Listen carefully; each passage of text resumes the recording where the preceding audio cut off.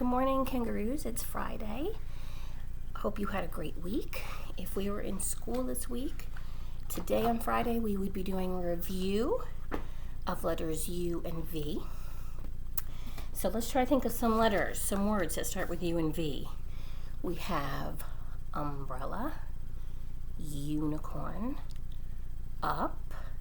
Can you guys think of any U words?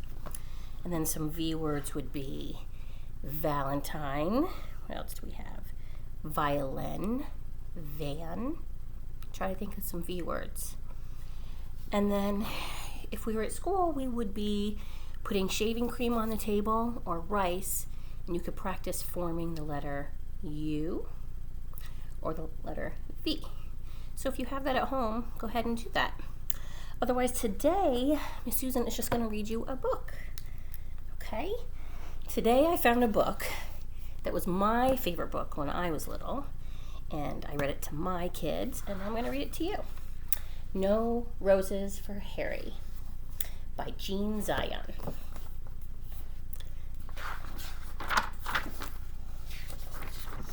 Harry was a white dog with black spots. On his birthday, he got a present from Grandma. It was a woolen sweater with roses on it. Harry didn't like it the moment he saw it. He did not like the roses.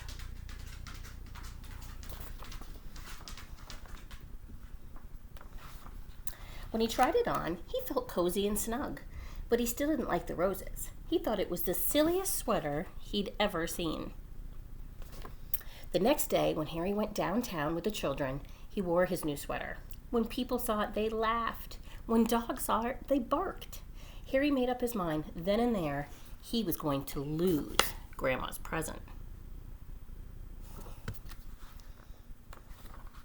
When they went to the big store to shop, the children took off his sweater and let him carry it. This is just what Harry wanted. First, he tried to lose it in the pet department.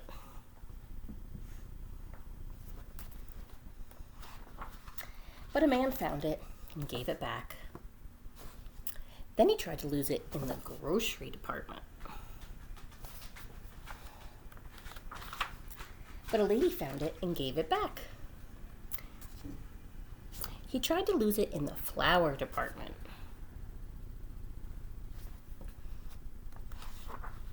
But a little boy found it and gave it back. The children didn't let Harry carry it anymore. They made him wear it. And as they started home, Harry was beginning to think he would never lose it.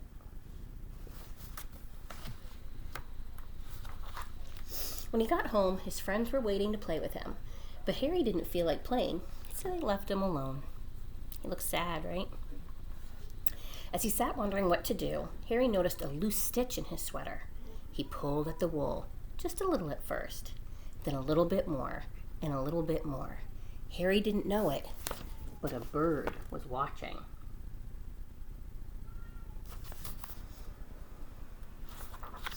In a minute, Harry had pulled out quite a long piece of the wool.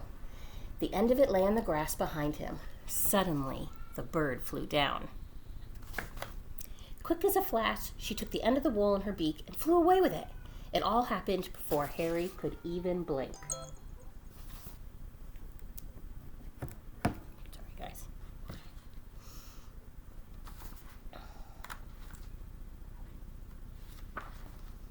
The sweater began to disappear right before Harry's eyes. First one leg, then the neck, then the other leg, then the back. And finally, the whole thing was just one long piece of wool flying off into the sky. The sweater was gone.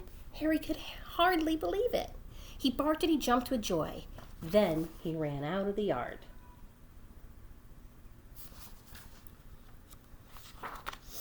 He ran down the street barking "Thank you" to the bird over and over again. And the bird and the wool were just a tiny little speck in the sky, but Harry kept following them. The bird's way up there. He came home thirsty and tired and was having a drink in the kitchen when the children ran in. "We got a letter from Grandma," one of them said. "She's coming to visit us." Harry thought of the sweater, and his tail drooped. Uh-oh. Before Grandma came, the family looked everywhere for the sweater. They wanted her to see how nice Harry looked in it. Of course they couldn't find it, and only Harry knew why. Right? When Grandma arrived, Harry ran to her with his leash. Then he sat up and begged. "All right, Harry," said Grandma. "After I've had my lunch and a nap, we'll go for a walk." That afternoon, Harry and Grandma and the children started off on their walk. Harry barked happily and pulled towards the park.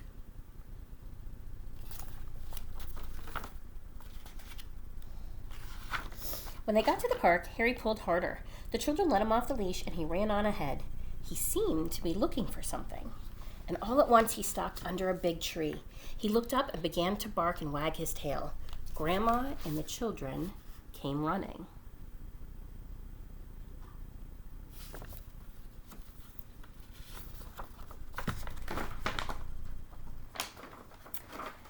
They got to the tree and they looked up too. Suddenly one of the children said, "I see a nest. It's made of wool. And it's the very same color as Harry's sweater," they shouted together. "It is Harry's sweater," said Grandma. Just then a bird looked out of the nest. "Look, Grandma, look," shouted the children. "Harry gave his sweater to a bird." "I wonder how he did that," said Grandma. The bird sang and Harry wagged his tail even harder.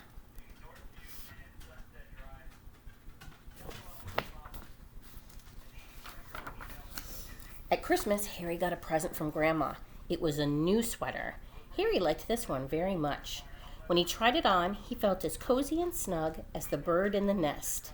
But best of all, it was white with black spots. Just like Harry. He looks happy.